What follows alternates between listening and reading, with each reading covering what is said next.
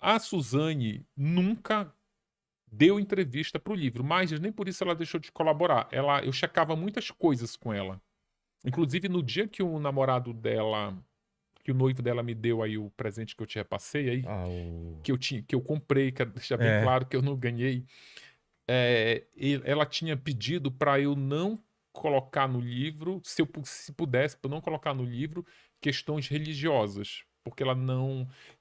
Era uma condição, daria, sabe, eu posso até te ajudar, mas tem como você não abordar questões mas religiosas? que questões? É porque ela estava tentando ser pastora na Ah, é época. verdade. Só que aí eu falei, obviamente, que não, o jornalista não faz esse tipo de acordo. Primeiro que Nenhuma concessão. a gente até faz concessões, mas não essas. Por exemplo, tem prostituta no livro sobre Elise que está com o nome trocado porque ela me pediu. Ah, Então tá. é uma outra coisa, um tipo Claro. de concessão.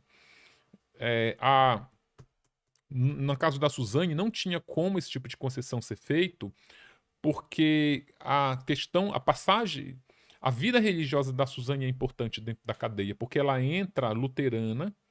Aí ela se torna católica fervorosa de rezar o texto, ela aprende a rezar o texto.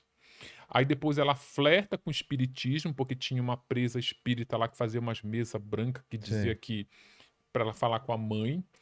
E depois ela flerta com o candomblé, porque ela conhece uma presa lá também, e sai de lá evangélica, tentando ser pastora. Ou seja, até a religião, ela é meio, a Suzane é meio conveniente na hora de escolher uma religião. Por exemplo, quando ela debuta na cadeia, ela seduz uma agente carcerária, uma carcereira, que elas não gostam que fale carcereira, é agente segurança penitenciária. É. Mas enfim, pro leigo entender, uma carcereira. E a carcereira, ela retribui essa amizade tentando converter a Suzane pro catolicismo, que ela começa a dizer, minha filha, você tem que rezar, você tem que ler a Bíblia, você tem que aprender a rezar o texto para ter paz, porque ela era assombrada pelo fantasma da mãe dentro da cadeia. Então aí ela vira católica nessa seara aí de. Quem que fala isso? Que ela é assombrada pela... Ela fala nos testes psicológicos. Teste psicológico, cara, é um mundo privado que tu não tem ideia. É? Muitas pessoas perguntam como tu descreve diálogos da Suzane, se ela não colaborou com o É, livro, então. como você descreve diálogos entre o Manfred e a Marisa, se eles estão mortos, entre o Manfred, entre a Suzane e o irmão, que também não colaborou. Cara, quem tiver acesso aos laudos psicológicos, que são inquéritos assim bem robustos, ela entra no mundo privado a ponto de reproduzir mesmo essas passagens. O psicólogo pergunta: seu pai deu uma bufetada, o que que ele te falou? Ele falou Ah, isso, o que que tá. você falou? Eu falei aquilo. Então é a partir desses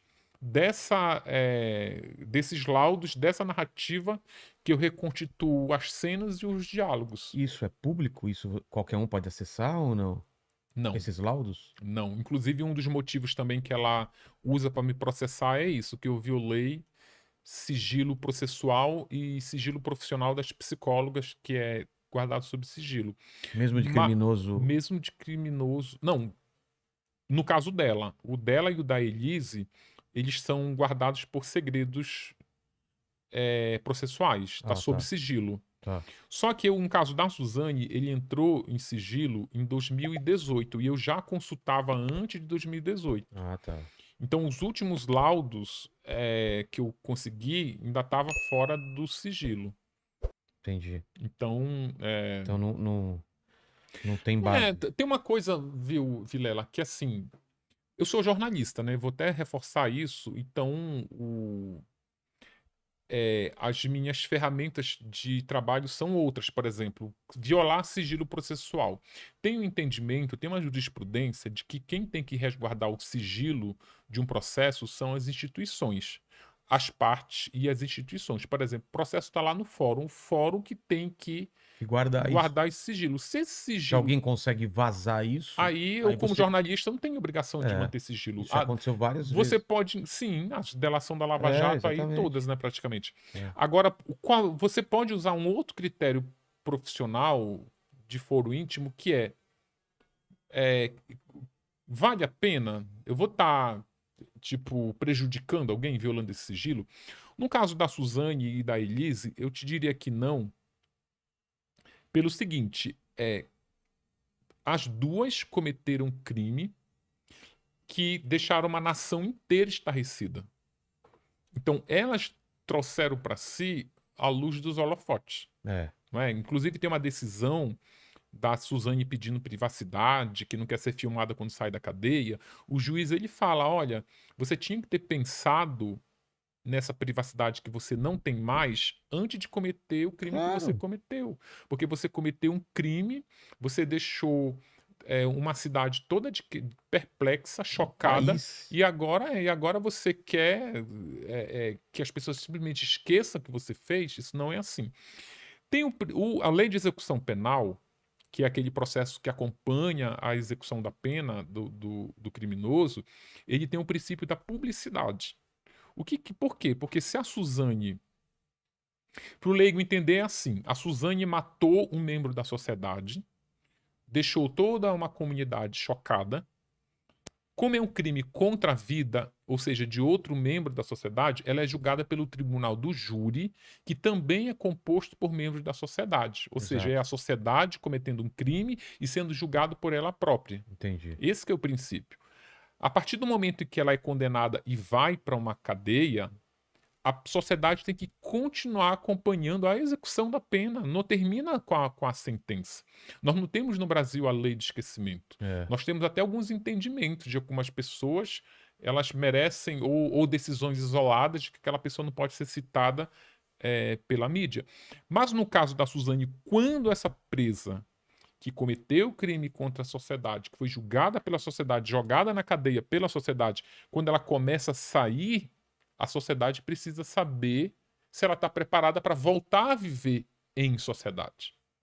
Esse que é o princípio. Quando a Suzane ou qualquer um outro preso que cometeu um crime contra membros da própria sociedade, crimes violentos, a justiça, antes de deixar ela botar o pé para fora da cadeia, ela manda, a juíza escreve ela faz uma decisão em que ela faz perguntas para uma psicóloga perita. Olha, pergunta número 1.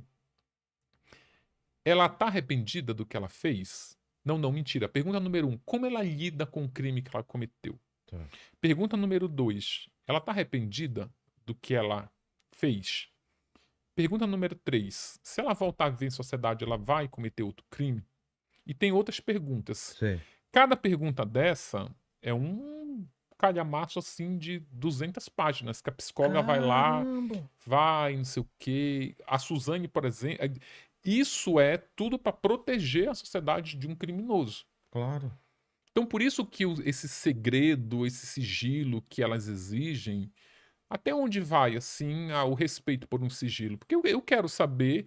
Tu vê, por exemplo, a Suzane está agora frequentando a faculdade, sentada lá numa sala de aula com outros alunos. Que risco esses alunos estão correndo?